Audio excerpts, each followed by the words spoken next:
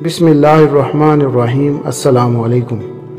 Professor हाज़िरी लगाने के बाद यूं ही ब्लैक बोर्ड की तरफ मुड़े तो किसी तालिब इल्म ने नस्वानी आवाज़ बदल कर कहा, हाय मैं मर गई। प्रोफेसर ने मुड़कर तालिब इल्मों की तरफ देखा तो सब खामोश थे।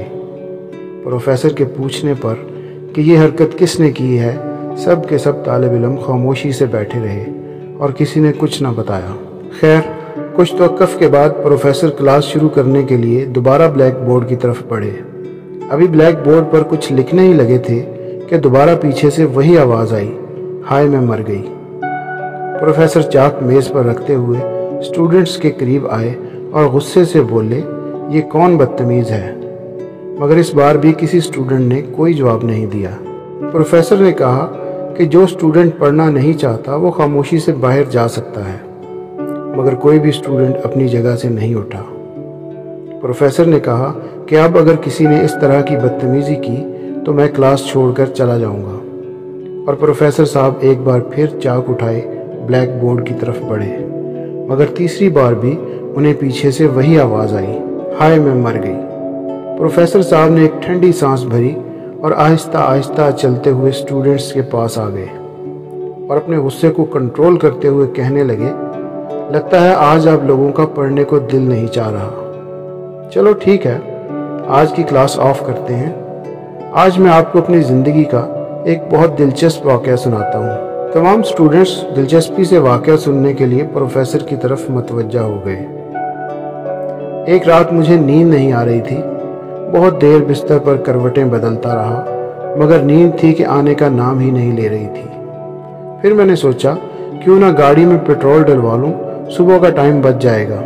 ये कोई रात के 1 बजे का वक्त था। मैंने गाड़ी स्टार्ट की और आहिस्ता आहिस्ता पेट्रोल पंप की जानिब चलने लगा।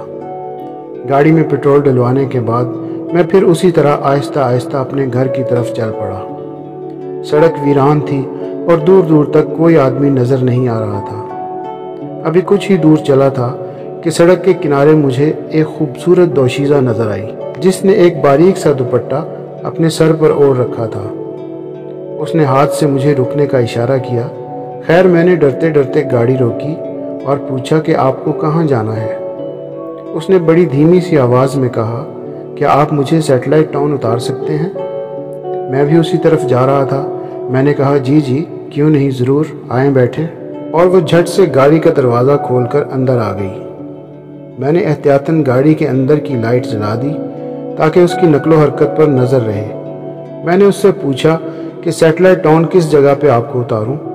वो एड्रेस बताने के लिए जब मेरी तरफ मतवज्जा हुई तो मैं उसको देखता ही रह गया। इस कदर खूबसूरत दोशीज़ा थी कि उसके चेहरे से नज़र हटाने को दिल नहीं चाह रहा था। उसका अंदाज़ तकल्लम भी बड़ा दोस्ताना था। जल्द ही हम दोस्तों की तरह बातें करने लगे। सैटेलाइट टाउन ज़्यादा दूर नहीं था। थोड़ी ही देर में मैं उसके बताए हुए एड्रेस पर पहुंच गया। मैंने अपना विजिटिंग कार्ड उसे देते हुए कहा कि मैं सरगोधा यूनिवर्सिटी में इकोनॉमिक्स का प्रोफेसर हूं। मेरे लायक कोई काम हो तो ज़रूर बताइएगा। सरगोधा यूनिवर्सिटी का नाम सुनते ही वो जाते जाते एकदम रुक गई और कहने लगी कि मेरा छोटा भाई भी इकोनॉमिक्स पढ़ता है, उसका ख्याल रखिएगा। मैंने कहा, इकोनॉमिक्स की क्लास तो मैं ही लेता हूँ, उसका नाम बता दें, मैं उसका ख्याल रखूँगा। उसने कहा, उसका नाम फैसल है। मैंने कहा, फैसल नाम के तो और भी बहुत स्टूडेंट्स हैं, आप कोई ऐसी निशानी बताइए कि मैं उसे पहचान लूँ। कहने लगी, उसका रंग सांवला है। मैंने कहा, सांवले तो बहुत से स्टूडेंट्स हैं, कोई ऐसी निशानी बताइए कि मैं फ़ौरन से पहचान लूँ। वो कुछ देर सोचने के बाद कहने लगी, हाँ याद आया, वो बैठे बैठे अक्सर नस्वानी आवाज़ में कहता है, हाय मैं मर गई। प्रोफेसर का ये कहना था कि सब स्टूडेंट्स ने हाथ से उसकी तरफ इशारा करना शुरू कर दिया और वो शर्मिंदगी से नज़रें झुकाए बैठा था। नतीजा नंबर 1, उस्ताद उस्ताद होता है। नंबर 2, उस्तादों और बड़ों से ज़्यादा छेड़खानी नहीं करनी चाहिए, वो हमें बड़ी आसानी से पकड़ कर शर्मिंदा कर सकते हैं।